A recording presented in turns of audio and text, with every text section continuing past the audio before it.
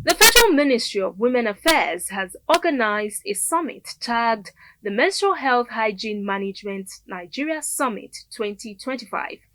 The event, which held in Abuja on June 26, 2025, marks a significant step towards promoting menstrual health and hygiene management in Nigeria. The summit brought together policymakers, healthcare experts, NGOs, and change makers to discuss real solutions to menstrual equity in Nigeria. The report. The summit emphasized the need to break the silence around menstruation and challenge harmful taboos to ensure that every girl and woman can manage her period with dignity, confidence, and safety. Stakeholders also stressed the importance of integrating menstrual health into national and subnational WASH, health, gender, and education policies to promote menstrual health equity. This integration is crucial for creating a supportive environment that enables girls and women to thrive. Health and hygiene management is very important in the life of women and also adolescent girls.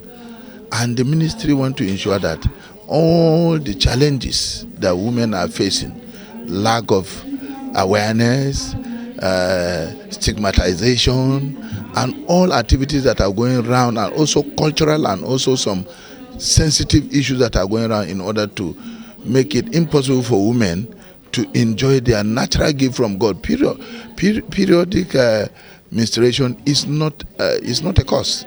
So in as much as we want to create an awareness on menstrual health, hygiene and management, we also want more people out there to be informed, involved and actively interested in creating an environment where women and young girls can feel safe enough to be themselves by experiencing things that their body would normally experience. We know the importance of this particular issue.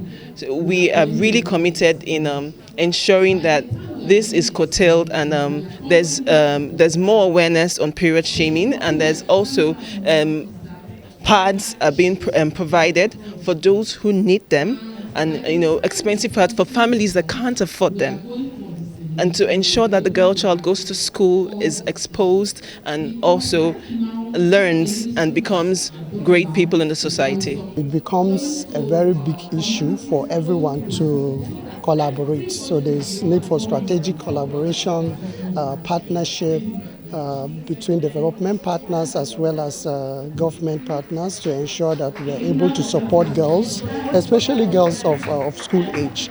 Stakeholders issued a call to action urging the government to prioritize inclusive and climate-resilient wash facilities and menstrual services in schools and public spaces.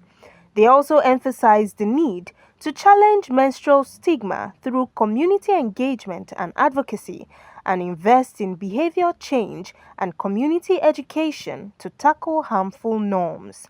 This summit serves as an opportunity or a platform where then we can have further conversation through the panel sessions, right, on how some of these policies would be implemented. So outside of just bringing out policies, how do we implement them and really follow through, even after the summit, follow through with actions to make sure that these policies are implemented in a way that is inclusive and addresses all the issues. Bringing partners into stakeholders, key stakeholders and partners into a dialogue where we address the challenges, we see the needs that this needs to be addressed, and see the needs that menstrual health is a national business and should be given national priority. Well, I think the government should actually go to schools where girls are mostly populated and give to them like free pads, and also give a permanent supply, or let me say temporary supply, of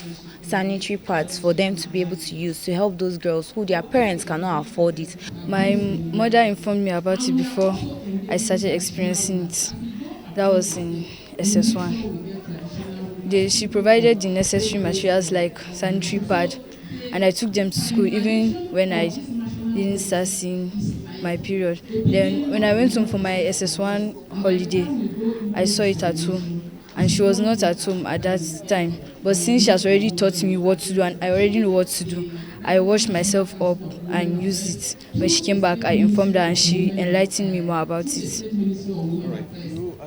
The summit was supported by key partners such as AWA Initiative, Wonders Woman and Alora Reusable Pads, Plan International and GIZ, who are working together to promote menstrual health and hygiene management in Nigeria.